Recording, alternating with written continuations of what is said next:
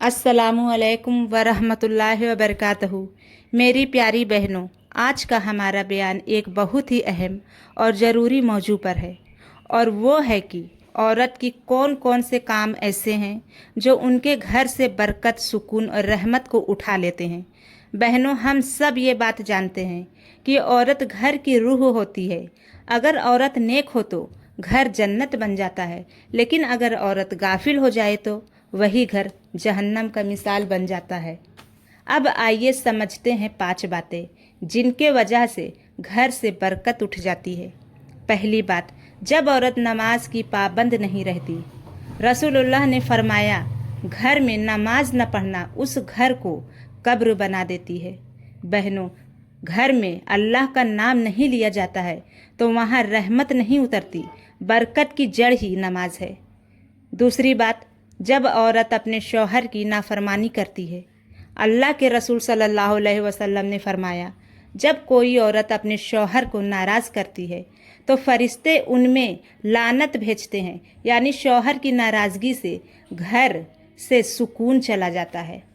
तीसरी बात, जब घर में गाने, म्यूज़िक, ड्रामा और फिजूल वीडियो चलते हैं।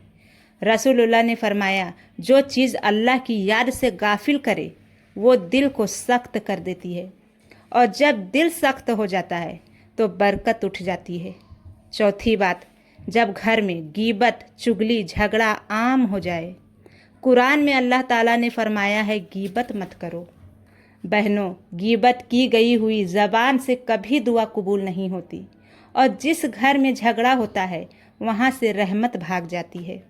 पांचवी बात, जब औरत अपने घर की नेमतों की कदर नहीं करती। शौहर मेहनत करता है, बच्चों के लिए कोशिश करता है, लेकिन औरत शुक्र के बजाय शिकायत करती है।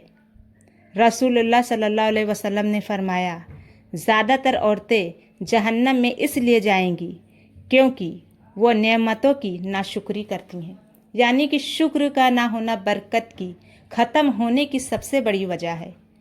अब बहनों, इन बातों को ध्यान से सोचिए, क्या हमारे घर में ये चीज़ें नहीं हो रही हैं? हम नमाज छोड़कर टीवी में गुम हैं, हम गीबत और झगड़े में वक्त बर्बाद कर रहे हैं, हम अपने शौहर और बच्चों से अच्छे से लफ्ज़ में बात नहीं कर रहे हैं। यही सब बरकत को ख़त्म कर देते हैं। बहनों, याद रखो, घर की असली जीनत फर्नीचर या कपड़े नहीं, बल्कि एक नेकी करने वाली औरत है। अगर हम अपने घरों को दीन के हिसाब से चला लें तो पूरी कौम सुधर जाएगी। अब आइए सोचिए कि घर में बरकत लाने के लिए क्या करें। हर दिन की शुरुआत बिस्मिल्लाह से करें। हर काम में अल्लाह का जिक्र करें। नमाज का माहौल बनाएं। कुरान की तिलावत करें। अपने बच्चों को दुआएं सिखाएं। हमेशा अपने शौहर के साथ नरमी और मोहब्बत से पेश आएं। बरकत सिर्फ पैसे नहीं होती, बरकत तो दिल के सुकून से होती है। अगर हमारे पास कम हो और दिल में चैन हो तो वही असली दौलत है। शुक्रिया।